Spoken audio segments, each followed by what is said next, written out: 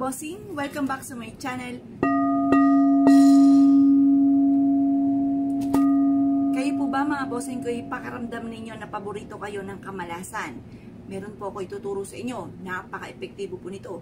At ito po mga bossing ko ay parang 3 beses or 2 beses ko siyang ginawa.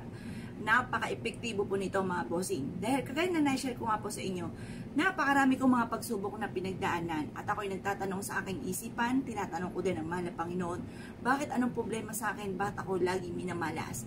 Anong problema sa akin, bakit ginawa ko naman po ang lahat pero parang sa wala't wala mga bossing.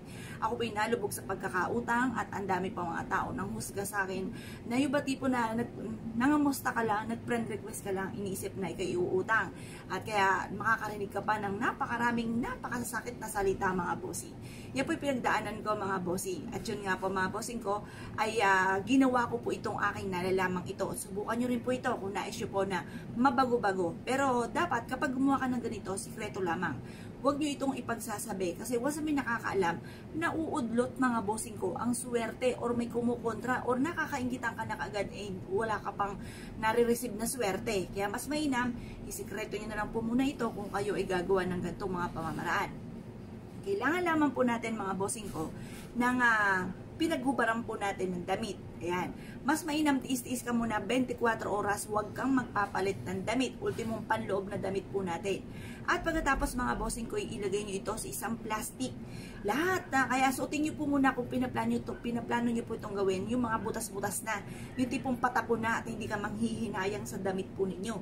Ngayon po mga bossing, pagka yan po yung naihubad nyo na 24 oras na suot po ninyo, kayo po yung magwi-wish, harap kayo sa may silangan. Sabihin nyo po, sa pamamagitan ng aking gagawin ito'y mababago ang takbo na aking pamumuhay bukod sa aking sipag at tiyaga at pananalig sa mahal na Panginoon at kailanman na hindi na ako mamumblema tungkol sa usapin ng pera at magbababay na ako sa kumapito kong kamalasan sa akin. Ganon ang pag-wish mga bossing. Pagtapos ako mag-wish na lahat ng mga hinanain nyo sa buhay, lubog sa pagkakautang, ang dami-dami nyo mga pagsubok na pinagdadaanan, ay mainam na subukan nyo po ito. Ngayon pa mga bossing, kapag tapos na po kayo mga bossing ko mag-wish, maglaan ka ng 1 pako. Kasi yung mga matutulis, basta lahat ng matutulis na bagay, 1 lang piraso. Halimbawa, 1 pirasong pako, yun lang. O kaya karayom, yung mga ganon mga bossing. Pagkatapos, ibuhol nyo po ito at itapon nyo po ito sa running water. Yung mga tipong walang makakita sa inyo at huwag nyo rin akong ituturo kapag po kayo ay nahuli. Kasi bawal diba nagtatapon po dyan. Pero mahiwaga mga bossing ko, lalo na ang ilog, yan po mahiwaga po yan mga bossing. Kaya kapag ikay magtatabi-tabi ka dahil mahiwaga yan, diba sabi nga po nila kapag may nadaanan kang ilog, bubusina ka. Para respeto, para hindi ka sundan ng kamalasan kasi mahiwaga ang ilog mga bossing. Ngayon pa mga bossing, sabihin nyo, tinatapon ko na lahat ng kamalasan ko. Tapos, sabay, itapon nyo na po yan dyan sa may ilog.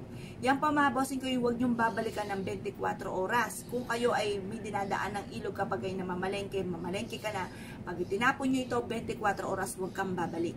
Proven po yan. Huwag nyo ipagsasabi nyo na lang kapag ikay umasenso na, natupad na yung mga pangarap ninyo, isa po yan sa mga sikreto. Kaya kung kayo pinaniwala at nasyo po yung gawin, huwag na po kayo magpatumpik-tumpik pa, subukan nyo po yan, proven po yan na maswerte. At kayo ma-amaze na nagagawa nyo yung mga bagay na hindi nyo inaasahan at yan pala kayo ay suswerte. Kaya kung kayo pinaniwala mga bossing, asya, good luck pa sa iyo po lahat.